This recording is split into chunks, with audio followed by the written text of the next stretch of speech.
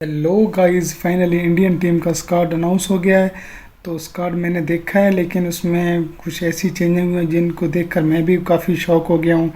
लेकिन उससे पहले कि अगर आप हमारे चैनल पे न्यू हैं तो हमारे चैनल को सब्सक्राइब कर दें और बेल आइकन को दबा दें। यहाँ आपको हर किस्म की क्रिकेट की ताज़ा अपडेट मिलेंगी, ठीक है। तो चलें सुनते हैं विक्रांत सर और गावस्कर साहब और सिद्धू साहब को। नमस्कार, गुड इवनिंग। मैं हूं विक्रांत गुप्ता। बिल्कुल बच गया है चैंपियंस ट्रॉफी का। चैंपियंस ट्रॉफी शुरू होने से ठीक 1 महीना पहले आज भारत के 15 खिलाड़ियों का ऐलान किया गया। यह प्रोविजनल स्क्वाड है, यानी कि 12 फरवरी तक आप बिना किसी वजह के टीम बदल सकते हैं। लेकिन जिस तरह यह टीम का ऐलान हुआ है, एक चीज साफ है कि भारतीय सिलेक्टर्स सेफ गए हैं। उन्होंने उस कॉम्बिनेशन को तवज्जो दी है जो उनके हिसाब से अनुभव लेकर आता है।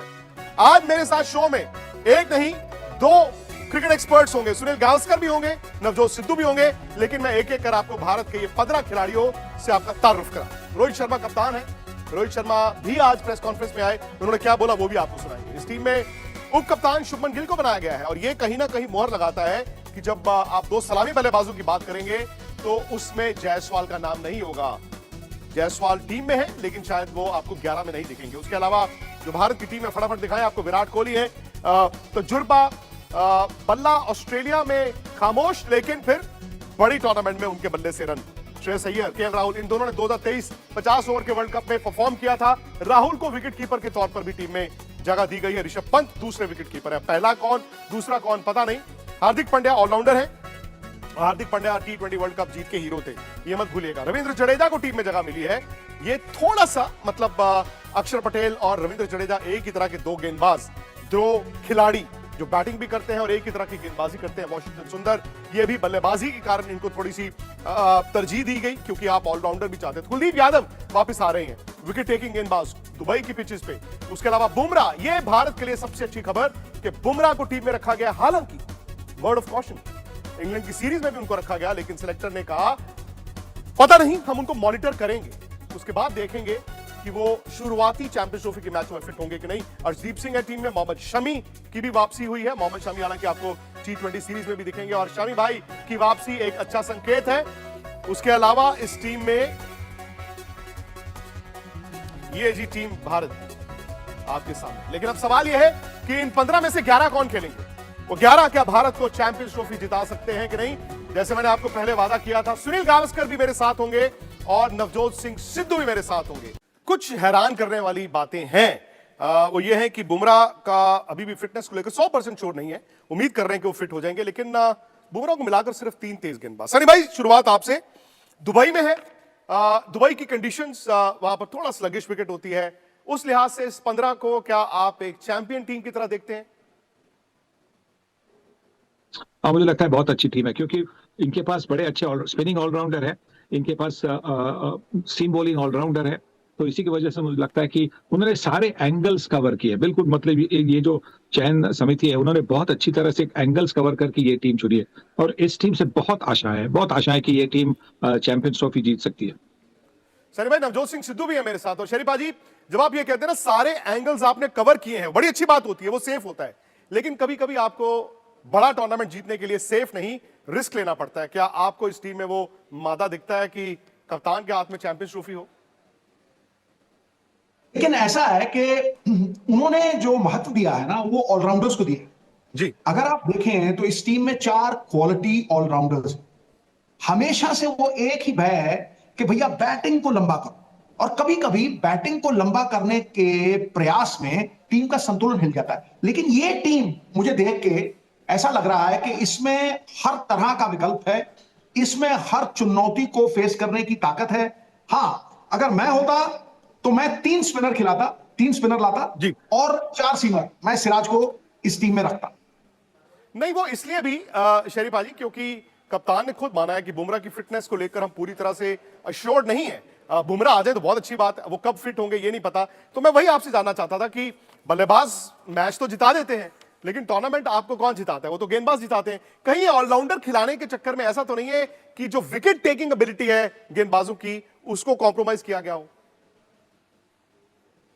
तो बुमराह का साइकोलॉजिकल एडवांटेज दोस्त, वो फिट है, वो नहीं है फिट, वो मतलब एक आइकॉनिक फिगर बन के उभरा है। जिस तरह से वर्ल्ड कप में उनका परफॉर्मेंस था, जिस तरह से उन्होंने पाकिस्तान के खिलाफ वो क्रूशियल विकेट उनके कप्तान का लिया, फिर जिस तरह से उन्होंने वर्ल्ड कप जिताया, फिर जिस तरह से ऑस्ट्रेलिया में, देखो अपने लोग तो तारीफ करते ही, लेकिन जब विरोधी लोग, जब माइकल वॉन, माइकल एथरटन है और मतलब ऑस्ट्रेलियन ऐसी तारीफें करें कि भैया he is the best in the world, तो फिर आपको ये लगता है कि यार वाकई मतलब गौरवपूर्ण बिताया हुआ 1 घंटा कीर्ति रहित युगों से कहीं बेहतर है भैया। बुलबुला चाहे एक पल जी रहा है लेकिन सबसे ऊंचा होकर जी रहा है।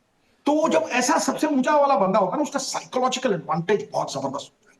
So I fully agree with the selectors कि ये पहली बार इतिहास में हुआ कि टीम हार 7-8 दिन वेट करना पड़ा, लेकिन it is the hope of 1.5 billion people which is riding on his shoulders and he is carrying those expectations like Sachin Tendulkar used to do, like Virat Kohli used to do, right. उनको रखना साइकोलॉजिकली टीम के लिए एक बड़ा high, खासतौर पे मेरे लिए मुझे लगता है यार बुमराह है, शमी है, अरे यार क्या विकेट टेकिंग बॉलर्स हैं यार। फिर मुझे जब मैं ऑलराउंडर्स देखता हूं, there are 4 quality allrounders boss. आपके पास हार्दिक पांड्या है, आपके पास अक्षर पटेल है, आपके पास वॉशिंगटन सुंदर है और उसके साथ आपके पास जडेजा है। तो आपके पास बिट्स एंड पीसेस भी हैं, आपके पास स्पेशलिस्ट भी हैं, आपके पास एक्सपीरियंस भी है, आपके पास द एक्सूबरेंस ऑफ यूथ भी है।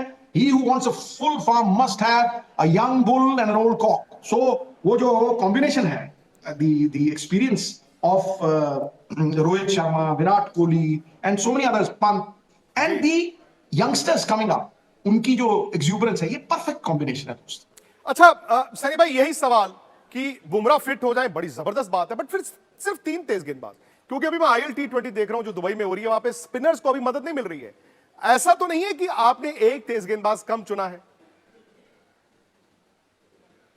देखिए, हार्दिक पांड्या फास्ट बॉलिंग कर सकते हैं, तो मतलब ये जो ऑलराउंडर्स से बहुत ज्यादा मदद मिल सकती है टीम को, क्योंकि आपके जो बल्लेबाज है वो ऑस्ट्रेलिया में फॉर्म में नहीं थे, तो इसीलिए मुझे लगता है कि ये जो ऑलराउंडर्स उन्होंने ज्यादा चुने हैं वो उसी के कारण चुने हैं। और वो जानते हैं कि हार्दिक पांड्या भी फिट है, वो वनडे क्रिकेट में 10 ओवर डाल सकते हैं।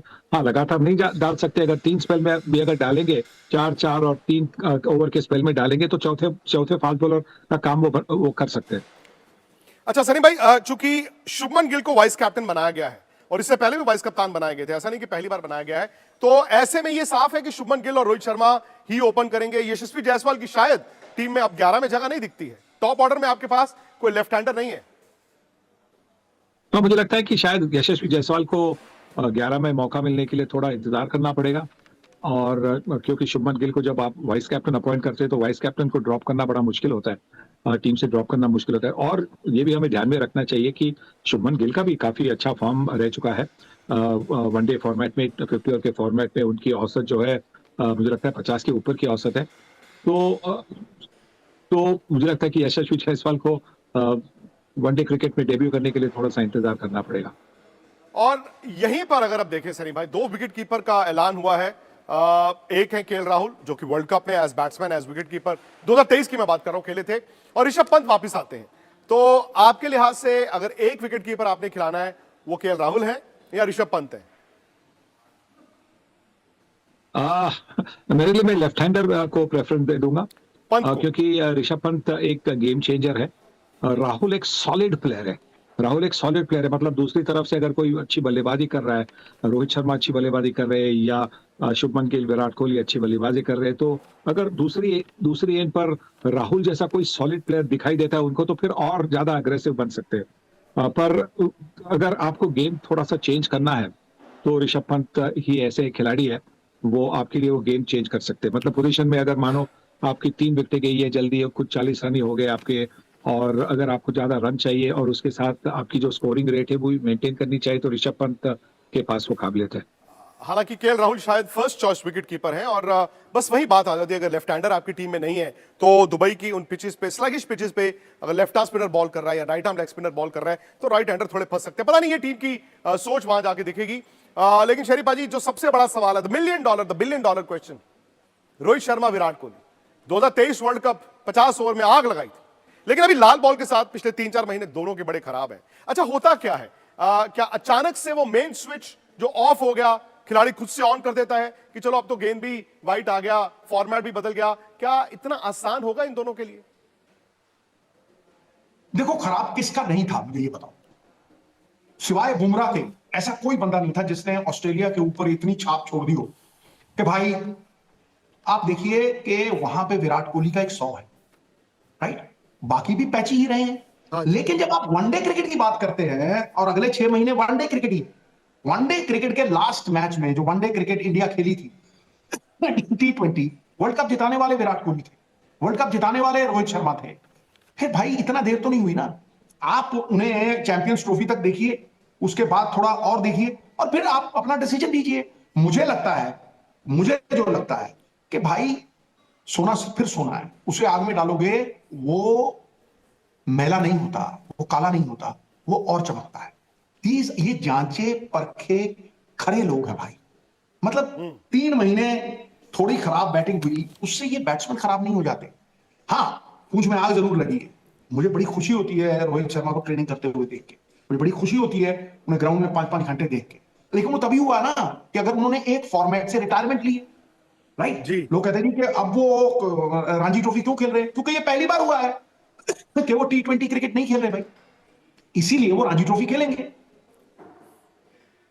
और सनी भाई शायद इन दोनों के लिए जो इंग्लैंड के 3 वनडे मैचेस वो भी एक मौका रहेगा, बिकॉज टेस्ट मैचेस ठीक है, अब उसको भी मतलब तकरीबन 2 हफ्ते 3 हफ्ते दौरे को खत्म हुए भी हो गए हैं, लेकिन इन दोनों का फॉर्म में आना बड़ा जरूरी होगा क्योंकि भारत का एक टेम्पलेट है वनडे क्रिकेट का और वो टेम्पलेट रोहित शर्मा और विराट कोहली के बिना पूरी तरह से मुकम्मल नहीं होता है।